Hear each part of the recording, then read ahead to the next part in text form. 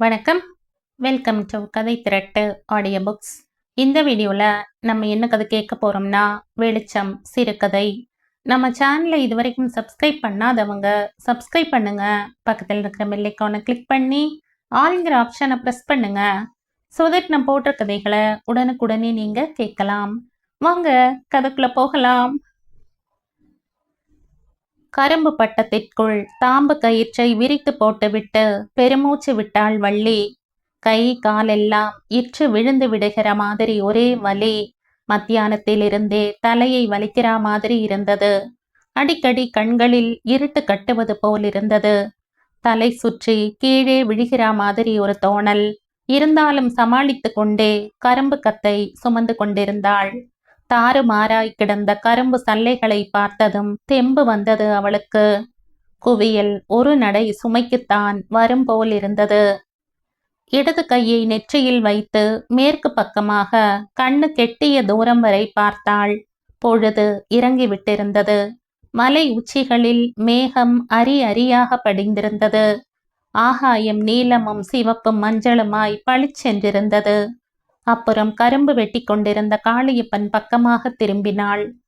சித்து கோடாரி சதக்கென்று பாய்ந்ததும் கையோடு வந்த கரும்பு சல்லையை இடது பக்கமாக வீசினான் அவன்.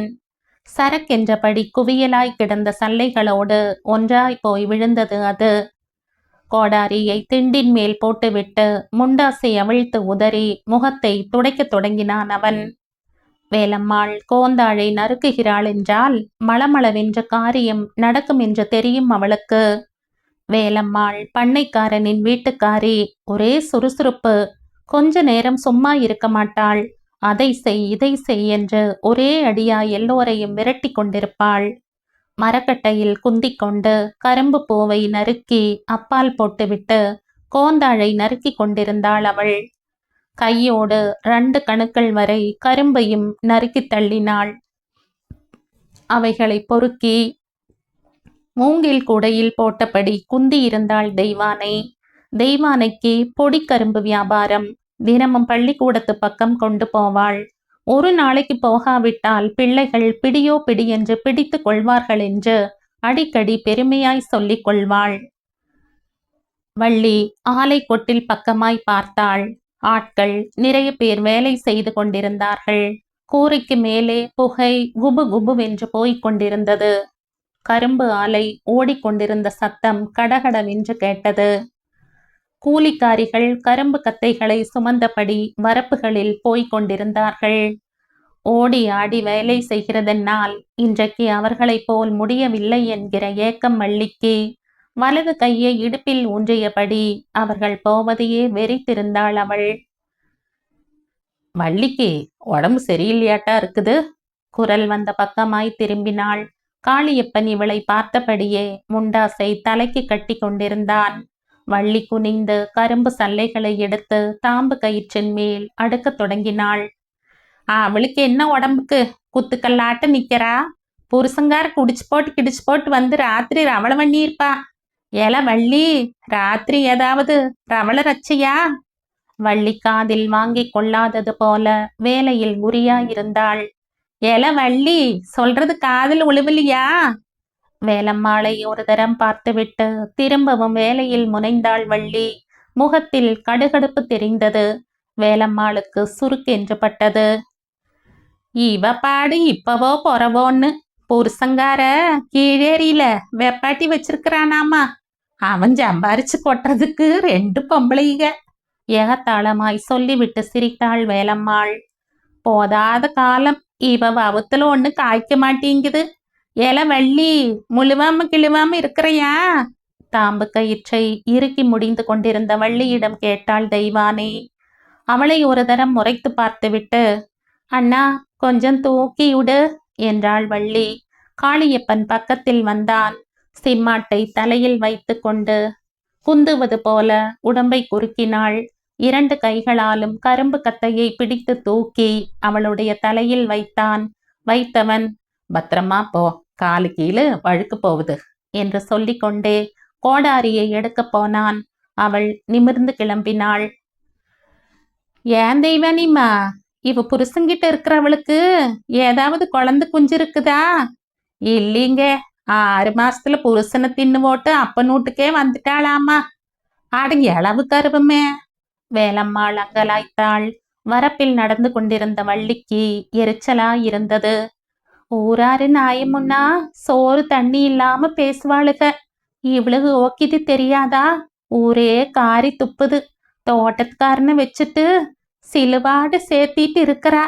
மூதேவி புருஷனை விட்டு கொடுத்து வாங்கி தின்னுட்டு இருக்கிறா. இவளுக்கு தலையில கல்ல தூக்கி போட பயந்துக்குவாளுகளா? இதுக்கெல்லாம் பேசுது பத்தினி ஆட்டம். ஆற சொல்ல, இந்த நாசமா போனவனுக்கு புத்தி வேணும். இவளுகெல்லாம் இளக்காரமா பேசுறாளுக. வரட்டும், இன்னைக்கு 2ல் 1 பார்த்து போடுறேன். போறதா இருந்தா அவ கூடவே போயிரு, இல்லைன்னா மறுவாதியா இங்கேயே கடன்னு சொல்லி போடுறேன். பொறுமிக் கொண்டே நடந்தவள் கழிவு வாய்க்காலில் இறங்கி வரப்பில் நடந்தாள். எதிரில் கூலிக்காரிகள் வந்து கொண்டிருந்தார்கள். நெருங்கிய போது வரப்பை விட்டு கீழிறங்கி வழிவிட்டார்கள். ஏ வள்ளி, கரும்பு தீந்துதா? ஒருத்தி கேட்டாள். இன்னொரு நடைக்கு வரும் சொல்லிக்கொண்டே போனாள் வள்ளி. கூலிக்காரிகளில் ஒருத்தி எதையோ சொல்ல மற்றவர்கள் சிரித்து கொண்டே நடந்தார்கள். பொண்டுகளுக்கு கும்மாளத்தை பாரு, முனகிவிட்டு பெருமூச்சு விட்டாள். என்ற தலைவிதி இப்படி. இவனுக்கு மூலச்சர போட்ட நாள்ல இருந்து மாரடிக்கிற. நினைச்சிட்டாக்கா நானுக்கலாமான்னு இருக்குது. இப்படி நாயாட்ட அலைஞ்சிட்டு போனாலும் ராத்திரியில நிம்மதியா தூங்க முடியுதா? கள்ளு தண்ணிய குடிச்சிட்டு வந்து அவன் போடுற ரவுசு 7 ஊருக்கு கேட்கும் போல இருக்குது. அக்கம் பக்கத்துல யாரும் தூங்க முடியலன்னு மொனவராங்க. இந்த பாழா போனவனோட எத்தனை நாளைக்கு சின்னப்படுறது? சாராயத்தை போட்டுட்டு வந்து ஆடுறதும் பாடுறதும். கருமமேன்னு கண்ணை மூடி வெசனமத்து தூங்கலாமுன்னா சும்மா விடுறானா? மனசிய புடிச்சு குஞ்சு குஞ்சுன்னு குஞ்சறான். கடவுளே, என் பாடு என்னைக்கு தீருமோ? நொந்து கொண்டே நடந்தாள். ஏய், சக்க தீந்து போச்சு. வேற அடுப்பு எரியுது, வெறு அடுப்பு எரியுது, சீக்கிரமா இழுத்தா. சக்கை தள்ளி கொண்டிருந்த மாடன் கத்தி கொண்டிருந்தான். கம கமவென்று கரும்பு பாகு மணந்தது. பாவு பதமாகி விட்டதாக நினைக்க தோன்றியது வள்ளிக்கு. ஆலைக்கு பக்கத்தில் இருந்த குவியலில் தொப்பென்று சுமையை போட்டு தாம்பு கயிற்றை உருவி சுருட்டினாள். 4 கொப்பரைக்கான கரும்பு ஆலைக்கு பக்கத்தில் குவிந்து கிடந்தது. ஆலைக்கு கரும்பு கொடுத்து கொண்டிருந்தான் மொன்னை. குனிந்தும் நிமிர்ந்தும் கரும்பு கொடுப்பதில் இருக்கிற சிரமம் வள்ளிக்கு தெரியும். இடுப்பு பிடித்து கொண்டு வலியாய் வலிக்கும். அக்கம் பக்கம் சட்டென்று திரும்ப முடியாது. போதாததற்கு மொன்னை வலது காலில் கட்டு போட்டிருந்தான். புண்ணிலிருந்து வழிந்த சீயும் இரத்தமும் கட்டு துணியை நனைத்திருந்தன. ஈக்கள் புண்ணை மொய்த்ததால் அடிக்கடி காலை உதறிக்கொண்டு போய் காயப்போட்டான். மாரியும் வேலனும் காய்ந்த சக்கைகளை கொப்பரை பக்கமாய் இழுத்து கொண்டு போனார்கள். பாகை பிடிக்க துடுப்பை கொப்பரைக்குள் அலசி கொண்டிருந்தான் ரங்கன். பழனியும் சோழனும் அச்சு பலகைகளுக்கு தண்ணீர் தெளித்து கொண்டிருந்தார்கள். ஏக்கா, கரும்பு தீந்து போச்சா? மொன்னை இவள் பக்கமாக திரும்பி கேட்டான். இல்ல, இன்னொரு நடைக்கு வரும். மளமளவென்று நடக்கத் தொடங்கினாள் வள்ளி. கால்கள் பின்னின. பின் கொசுவம் வைத்து காப்பி கொட்டை கலரில் நெகமம் சேலை கட்டியிருந்தாள். அழுக்கு கரை ஏறிய சேலை. இடது கையில் தாயத்து கட்டியிருந்தாள். அதன் பக்கத்தில் சதை பிதுங்கி இருந்தது. வரப்பை தாண்டுகையில் வலது கால் பெருவிரல் இடது கால் குதியில் மோதிக்கொண்டது. 4 நாளைக்கு வீட்ல இருக்கலாம்னா முடியுதா? இந்த நொறுங்கி வந்தவனுக்கு கழுத்து நீட்டின நாள்ல இருந்து நாய் படாத பாடு. சோத்துக்கு கொடுக்கறானா, சாத்துக்கு கொடுக்கறானா, நோம்பி நொடின்னு துணிமணி எடுத்து கொடுக்கறானா? கண்ணாலமான புதுசுலையாவது பழசோ பரட்டையோ வாங்கிட்டு வந்து கொடுத்துட்டு கொஞ்சுவா. இப்ப அவன் வயிறு வெடிக்க குடிக்கிறதுக்கே பத்த மாட்டேங்குது. ஆராரோ சொல்லியும் கேட்காம இவன் தலையில புடிச்சு கட்டி வச்சா எங்க ஆத்தா. அப்ப எத்தனையோ சொல்லி ஒத்த கால்ல நின்னாலே சண்டாளி என்ற அண்ணம்பையனுக்கு தான் கொடுக்கணும்னாலே. லே வள்ளி, கரும்பு தீந்து போச்சு, அப்படியே நட. தெம்புடன் திரும்பி நடந்தாள் வள்ளி. தாம்பு கயிற்றையும் துண்டு சேலையையும் ஆலை கொட்டிலுக்கு பக்கத்தில் இருந்த கூரை சாலைக்குள் வைத்துவிட்டு சிமெண்ட் தொட்டி பக்கம் போனாள். கணுக்கால் வரை சேலையை உயர்த்தி வலது பக்க இடுப்பில் செருகி கொண்டாள். தொட்டி தண்ணீரை பார்த்தாள். கலங்கலாயிருந்த தண்ணீருக்குள் பச்சை பசேல் என்ற பாசி தெரிந்தது. தன்னுடைய முகத்தை மங்கலாக காட்டியது தண்ணீர். மூக்கும் மொழியுமாய் கச்சிதமாயிருந்த தன்னுடைய முகத்தை பார்க்க பெருமையாயிருந்தது வள்ளிக்கு. எனக்கு என்ன ராசாத்தி மாதிரி இருக்கிற, மூஞ்சி சினிமாக்காரியாட்டம். இல்லைன்னா அந்த ஆளு என்ன மத்தியானம் அப்படி பாப்பானா? நேரந்தா கருப்படிச்ச மாதிரி. நல்ல இடத்துல பிறந்து நான் 4 எழுத்து படிச்சிருந்தா இப்ப இப்படி சின்னப்படுவனா? அவன் என்னமா பார்த்தான். ஒருக்கா பாக்குறப்போ முறைக்கிற மாதிரி, துரு துருன்னு உடம்பெல்லாம் என்னமோ அரிக்கிற மாதிரி. இன்னொருக்கா பாக்குறப்போ வரமாட்டியான்னு கெஞ்சுறா மாதிரி இருந்தது. அப்புறம் பார்த்தா அப்படியே பாஞ்சு வந்து கட்டி பிடிக்கிறவனாட்டமா இருந்தது. சும்மா சும்மா பார்த்துக்கிட்டே இருந்தானே. அவனுக்கு என்ன ராசா வாட்டமா மூஞ்சி, வெள்ளை கவிச்சா, வெள்ளை வேஷ்டி, சோஷீர் ஊட்டு திண்ணையில உட்காந்துட்டு இருந்தானே. ஒன்னமும் சோழியும் பார்த்துட்டு இருப்பானோ என்னமோ. கடைக்காரி கண்டுகிட்டு இருப்பா. 6 பத்தினி. அந்த நேரம் பார்த்து தலைகில சீவாம பரட்டையா இருந்த ஒரு ஆம்பளை முன்னால இப்படியான்னு மருதாயி ஊட்ட போய் தண்ணியில அள்ளி தேய்ச்சு சீப்பை வாங்கி தலை சீவிட்டு கடை முன்னால வந்து உட்கார்ந்த. லே, தொட்டியில எண்ணெய் போட்ட காசு கிடக்குதா? ஒண்ணுமில்ல, மீனு குஞ்சு நீந்தது. சமாளித்த வள்ளிக்கு கொஞ்சம் எரிச்சல். தண்ணீரை அள்ளி முகம் கை காலெல்லாம் கழுவினாள். முந்தானை சேலையால் ஈரத்தை துடைத்தாள். மற்றவர்கள் தொட்டியை சுற்றி நின்று கொண்டு கழுவத் தொடங்கினார்கள். செருகி இருந்த சேலையை அவிழ்த்து சரி செய்து கொண்டு ஆலையில் சக்கை வெளிவருவதை பார்த்து கொண்டிருந்தாள். இன்னும் அவன் இருப்பானா? கண்ணாத்தா வந்து கூட்டிக்கிட்டு வந்துட்டா. அவளை முன்னால விட்டுட்டு பின்னால நடந்தப்போ 4-5 வெசக்கா திரும்பி திரும்பி பார்த்தேன். அவன் என்னைய பார்த்துட்டே இருந்தானே. ஐயோ பாவி, போறையான்னு கெஞ்சரா மாதிரி இருந்ததே. அப்படியே அவங்கிட்ட போயிடலாமான்னு இருந்தது. கண்ணாலமாகி எத்தனை நாள் ஆகுது. ஒரு நாளாவது அப்படி பார்த்துருப்பானா இந்த பாழா போனவ? வாழை போலேன்னு வள்ளு வள்ளுன்னு வருவானே. லே, அங்கென்ன பாக்குற அதீதமா? பைத்தியம் கீதம் பிடிச்சிட்டுதா? எனக்கு என்னல வந்தது பைத்தியம் பிடிக்க? எல்லாருமாய் கிளம்பினார்கள். ஒவ்வொருத்தையும் கை கரும்பு எடுத்து கொண்டார்கள். வேலை முடிந்த தெம்பில் கலகலவென்று பேசிக்கொண்டே நடந்தார்கள். வாய்க்கால் மேட்டில் இறங்கிய போது மாலை மயங்கி விட்டது. சிலு சிலுவென்று வாய்க்கால் தண்ணீர் ஓடிக்கொண்டிருந்தது. கிச்சாம்பட்டையில் கரும்பை இடுக்கிக் கொண்டாள்.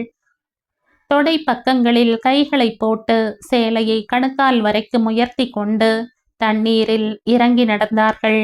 நடக்கையில் சலக் சலக் என்று சப்தமிட்டது தண்ணீர்.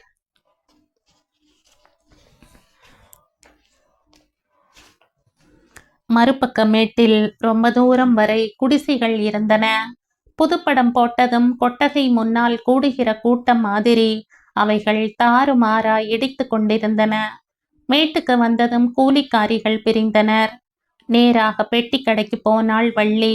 கை கரும்பை கொடுத்துவிட்டு பொரிச்ச கடலையும் பச்சை மிளகாயும் வாங்கி கொண்டு குடிசைக்கு திரும்பினாள். சோஷியர் வீட்டு திண்ணை வெறிச்சோடி கிடந்தது. ஒரு பெட்டை கோழியை துரத்தி கொண்டு குறுக்கே ஓடியது சேவல். சின்ன பையன்கள் ஓவென்று கத்திக்கொண்டே குதித்தார்கள். கிலுகிலுவென்றிருந்தது வள்ளிக்கு. படலையை திறந்து கொண்டு வள்ளி உள்ளே நுழையவும் மூலையில் கட்டப்பட்டிருந்த கட்டு சேவல் படபடவென்று சிறகடித்து விட்டு கூவியது. பொழக்கிற பொழப்புக்கு சாவக்கட்டு வேற. நொறுங்கி வந்தவன என்ன பண்ணோன்னு தெரியுமா? அப்படியே குடிசைக்குள் நுழைந்து தகர விளக்கை பற்ற வைத்தாள். மண் சொப்பில் இருந்த வெள்ளை சோளத்தை அள்ளிக்கொண்டு ஈய தம்ளரில் பானை தண்ணீரை முகந்து கொண்டு வெளியே வந்தாள். வந்தவள் சேவலுக்கு பக்கத்தில் இருந்த மரத்தொட்டியில் சோளத்தை போட்டு தண்ணீரை ஊற்றினாள். சேவல் சோளத்தை விழுங்கியது. கொஞ்ச நேரம் வரை பார்த்து கொண்டிருந்தாள். கூரை மேலிருந்த சுள்ளிகளை எடுத்து போய் அடுப்பு மூட்டி வெள்ள தண்ணீர் வடித்து ஊதி ஊதி குடித்தாள். அப்புறம் உலை வைத்து காய்ச்சினாள். தொட்டு கொள்ள துவையல் அரைத்தாள். மனதில் அவனை பற்றிய நினைவே நிழலாடி கொண்டிருந்தது. அவன் தன்னுடைய கண்ணுக்குள் உறுத்தி கொண்டிருப்பதாய் ஒரு உணர்வு அவளுக்கு. இன்னொரு தரம் அவனை பார்க்க முடியுமா என்று யோசித்தவள் பெருமூச்சு விட்டாள். புருஷனை நினைக்க நினைக்க எரிச்சல் பீய்த்து கொண்டு வந்தது. அடிக்கடி கருவிக்கொண்டே இருந்தாள். 4 டம்ளர் கஞ்சியை துவையலோடு விழுங்கிவிட்டு கூரை இடுக்கில் செருகியிருந்த பாயை எடுத்து உதறி விரித்தாள். ஓரத்தில் கிடந்த பழைய துணி மூட்டையை எடுத்து தலைக்கு வைத்து கொண்டு படுத்தாள். தூக்கம் வரவில்லை. தகர விளக்கை அணைத்துவிட்டு படுத்தாள். பாழா போனவனை இன்னும் காணமே. அவ ஏதோ மாயமந்திரம் பண்ணி வச்சிருக்கிறா. இல்லீனா அவன் இப்படி அவளேன்னு கிடப்பானா? கருப்பராயன் கோயிலுக்கு போய் சாமி கேட்கணும். ஏதாவது முறுவாடு பண்ணோணும். எங்க கிடக்கிறானோ? ஆரோட ரவள ரச்ச பண்றானோ? மட்டை கொட்டகையில் முதலாட்டம் முடிந்து ரேடியோ பாடத் தொடங்கியது. கேட்டுக்கொண்டிருந்தவள் லேசாக கண்ணசந்தாள். வள் வள் என்ற நாய்கள் குரைப்பதை கேட்டு திடுக்கென்று விழித்தாள். ஊடு வரை உறவு, வீதி வரை மனைவி, காடு வரை பிள்ளை, கடைசி வரை யாரோ. அது புருஷன்தான் என்பதை உணர முடிந்தது வள்ளிக்கு. பாட்டு வேற பாடிட்டு வர்றானா நாசமா போனவன். அக்கம் பக்கத்துல தூங்குறவியெல்லாம் முழிச்சுக்குவாங்கன்னு ஆவார்த்தம் இருந்தா இப்படி கத்துவானா? வரட்டும் பேசிக்கிற. ரெண்டுல ஒண்ணு கேட்டு போடுற. அவனுக்காச்சு இல்ல எனக்காச்சு. மவத்திலேயே முழிக்காதேன்னு காரை துப்ப போடுற. படலை திறக்கப்படும் சத்தம் கேட்டது. கோபம் பீய்த்து கொண்டு வந்தது வள்ளிக்கு. குடிசைக்குள் நுழைந்தவன் வாயிலில் நின்றபடியே உள்ளுக்குள் பார்த்து கொண்டு நின்றான். கையில் இருந்த பீடி தணல் பளிச்சென்று தெரிந்தது. லே வள்ளி! அதட்டிவிட்டு பீடியை உறிஞ்சி ஊதினான் அவன். தூங்குவது போல படுத்து கிடந்தாள் வள்ளி. அவன் 4-5 தரம் அதட்டினான். சாமப்படையில சும்மா கத்தாத. தின்னு போட்டு முடக்கு. இல்லைன்னா மான மரியாதையெல்லாம் கெட்டு போவு. சேர்த்தா எந்திரில. அதிகாரம் பண்ற அதிகாரம். சோத்த போடு, பசிக்குது. போன பக்கம் பசிக்கலையா? நீயே போட்டு தின்னு. போட்டு முடக்கு. ஏலே, நீ தின்னுட்டியா? நான் தின்னு பாழா போறேன். ஆறாருக்கோ வருது, நமக்கெங்க? எல்லாம் அனுபவிக்கணும்னு எழுதியிருக்குது. அவன் பெருமூச்சு விட்டு கொண்டு இருட்டில் கிடந்த பாயை எடுத்து போட்டு மல்லாந்து படுத்தான். நேரம் கழிந்து கொண்டிருந்தது. வள்ளி மௌனமாக விழித்து கிடந்தாள். சேவல் படபடவென்று சிறகடித்து முறுவியது. மாமாவ்! அவனை கூப்பிட்டாள் வள்ளி. மாமாவ்! குரல் கனமாகியது. தூங்கிட்டியா? இல்ல. திங்கிலியா? இல்ல. ஏன்?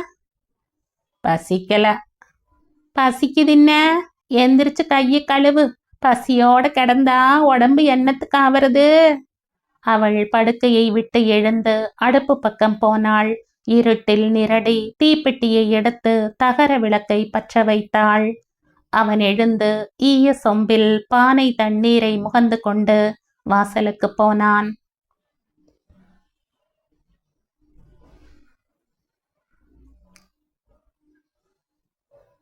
கசட தபரா இதழில் ஜூன் 1975 வெளிவந்த சிறுகதை இது.